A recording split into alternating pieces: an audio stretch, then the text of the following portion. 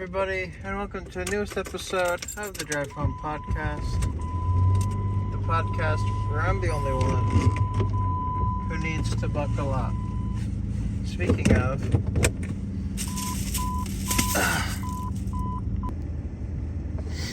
but anyway, I think it's about time we drive this podcast home. I got out at 8 tonight, which is fine, but it's Thursday and I forgot to set up an upload. It's a new year, same old me. Thought I've been getting good with it. Maybe I should have spaced out my episodes longer so I could have more, but my upload schedule is infrequent, my recording schedule is infrequent as is. But anyway,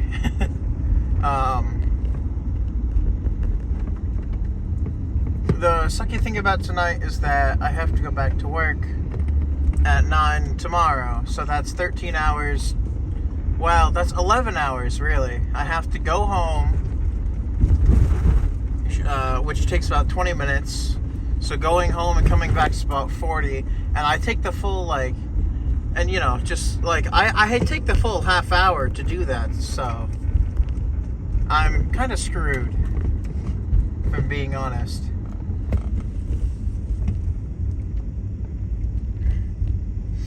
But, everything willing, I think. At least I know what I'm going to talk about this episode, so there's that. But before I get into that, I'm just not going to be happy waking up tomorrow. I mean, as early as it is. So my plan is go home, shower, get a nap. Take a nap super early super early for me. It's 8 when I got out, as I said, so not really early for a lot of people. But I don't normally go to sleep until after midnight, or at least midnight. Every other time I go to sleep before midnight, I take like a 3 to 4 hour long nap and wake up. So my plan is, once I'm done eating dinner, I guess, because I haven't really done that, and shower, whatever, and laundry, I guess. No, I guess I'll do laundry after I wake up from my nap, because I will try to instantly go to sleep, basically, or at least take a nap. Oh, cop in front of me.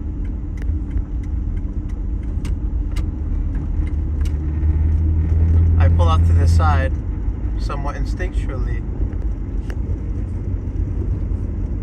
but also because I don't want to piss off the cop. Somebody's in trouble. But to get back to the main point, I think the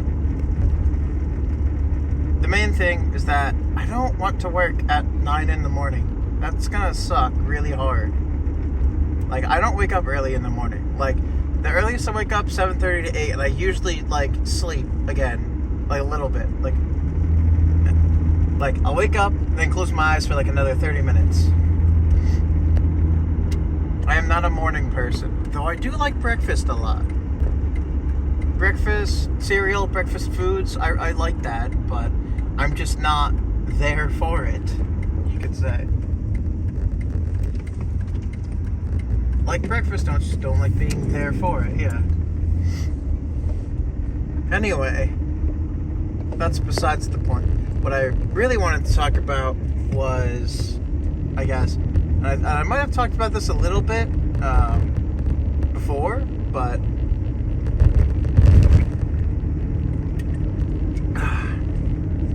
I wanted to talk about I Am Number 4.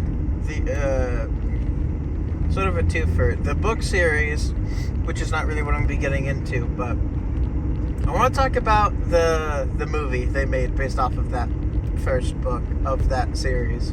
And yes, if you can't already guess, the naming system for this particular book series is so incredibly difficult to remember and understand,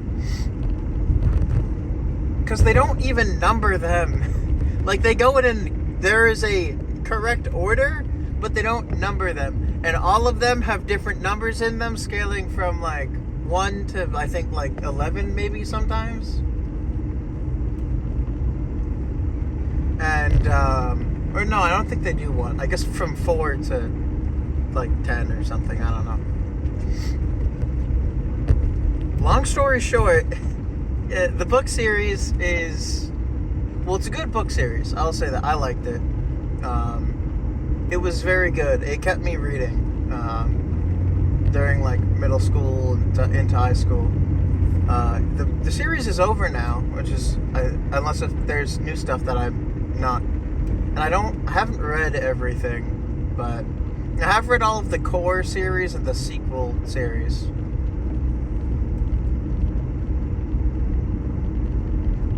I guess it's like a summer sequel. Well, I don't know.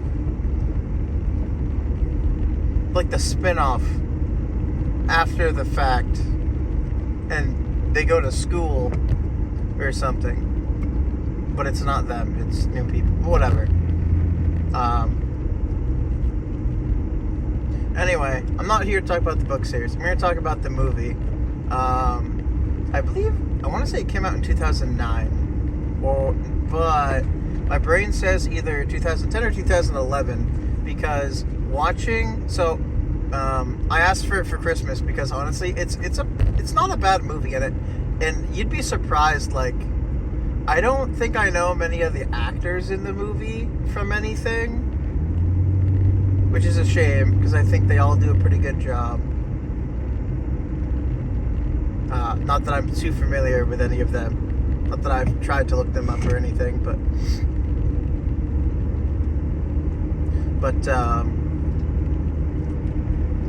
which I should do at some point. But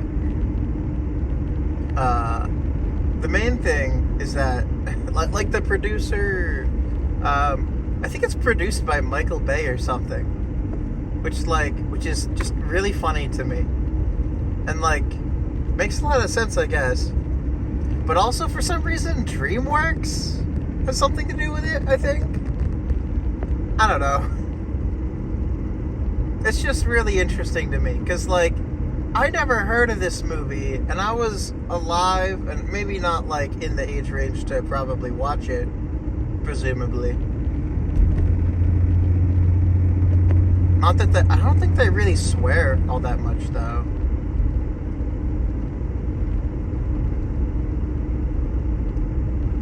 Honestly, like, it could be. Anyway, I got the movie for Christmas, which I think I did mention, and I watched it with my brother. So I've seen it before, and it was what got me into the book series.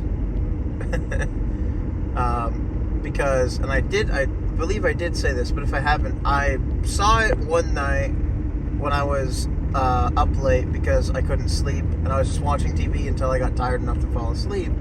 And it was something my dad chose as a channel or something, I guess. But that came on because some other movie was on before it. They were doing some kind of like, I think some kind of sci-fi movie, like marathon or something. And I don't mean sci-fi like the channel or something. Like I mean sci-fi like the, not brand, theme, you know? Like Doctor Who, science fiction. Like that.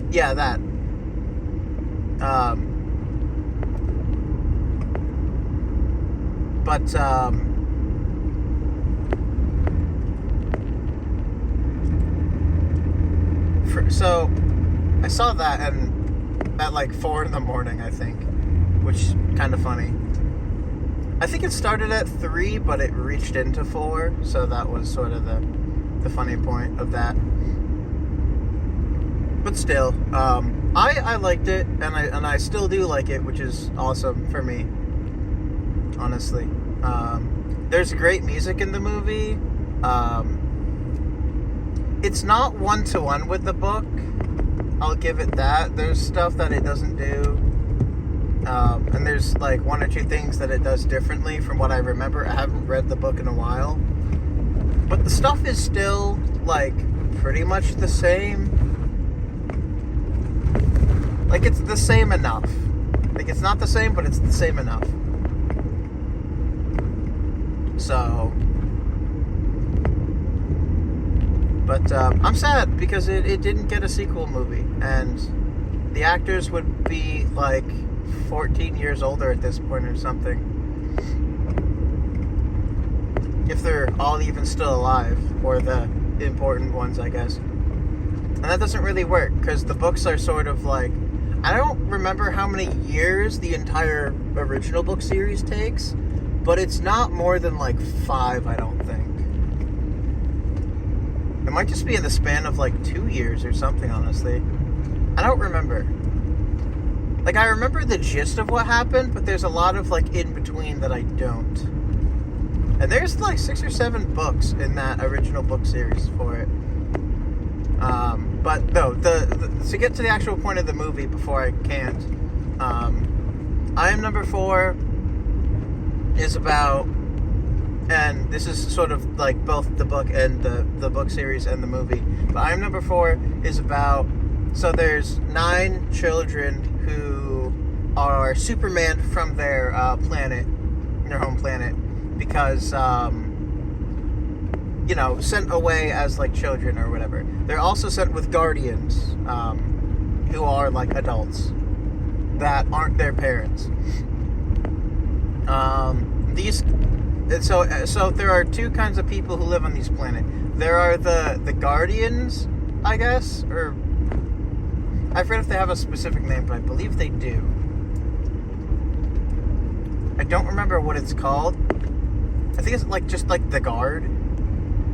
Anyway, they're like basically just humans, right? They sort of somewhat serve, but it's on, I think it was on like a good note. It wasn't like you're slaves because we have powers and you don't kind of thing. But it was like, you help train the powered people when they're young and stuff. And you're, I don't know, foot soldiers if we need an army. I don't know. I don't remember. They don't get into it that much, but, and not really in the movie at all, but, so there's 9 children and 9 guardians sent to Earth. So all of the children are of the other half, the superpowered half. So once you reach like teenage years, you start developing your powers, or as they're called in the book series, legacies. I forget if legacies are gifted from parents or if it's just something from like, so from what I remember and vaguely understand, so the powers sort of come from like the planet itself. Now, the planet's destroyed at this point, at all points in the book series, as far as I know, but something about the planet or the core or some rock on the planet gave like half the population superpowers, which is very cool. And the superpowers vary excessively, and they sent 9 kids away because their planet got destroyed. Now, the kids will still get powers because it's just in their genetics or something. I don't know. But they're like the last 9 of their kind. But the people who destroyed their home planet are coming for them, so they have to hide and separate. And to protect themselves, they cast some alien space magic, I guess.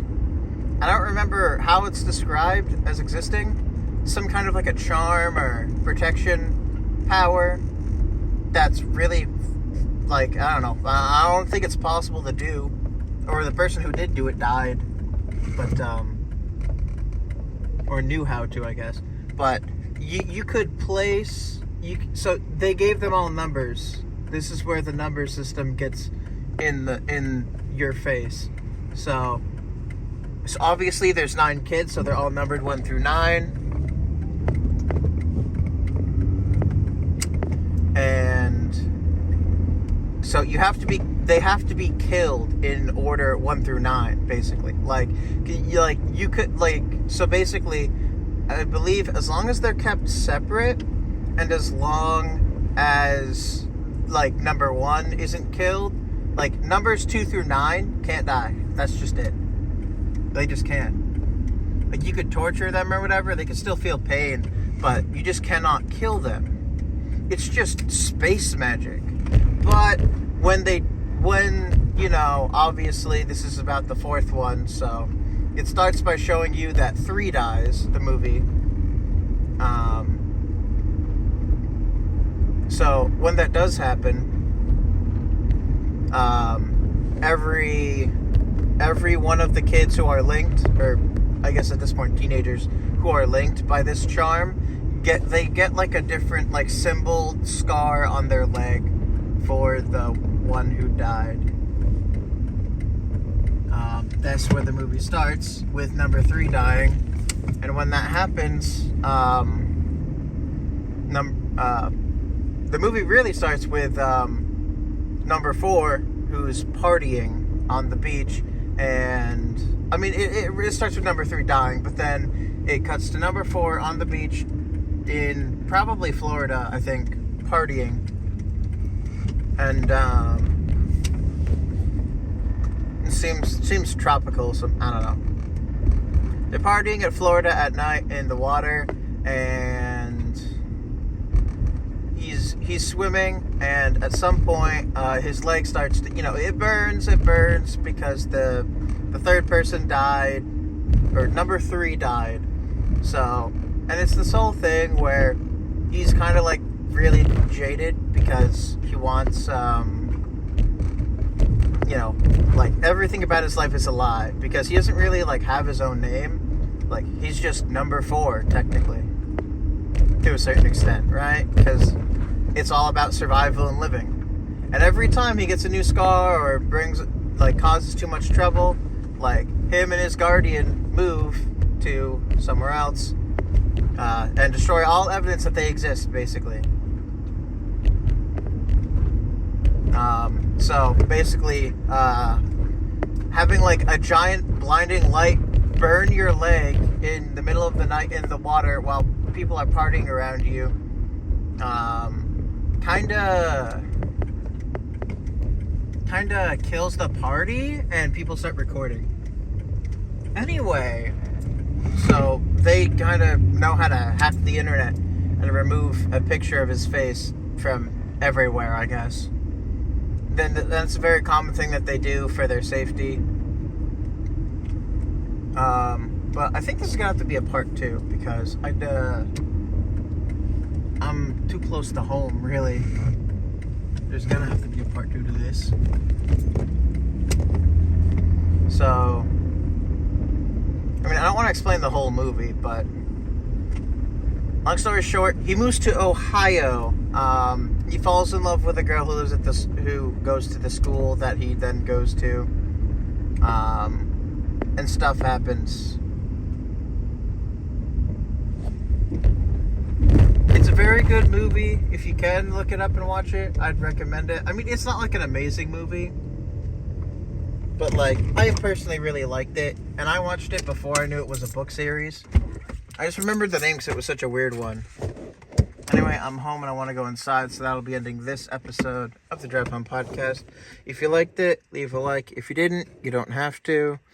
And I hope y'all have a great New Year, I guess, because that's still happening. So, have a good one, everyone. Bye.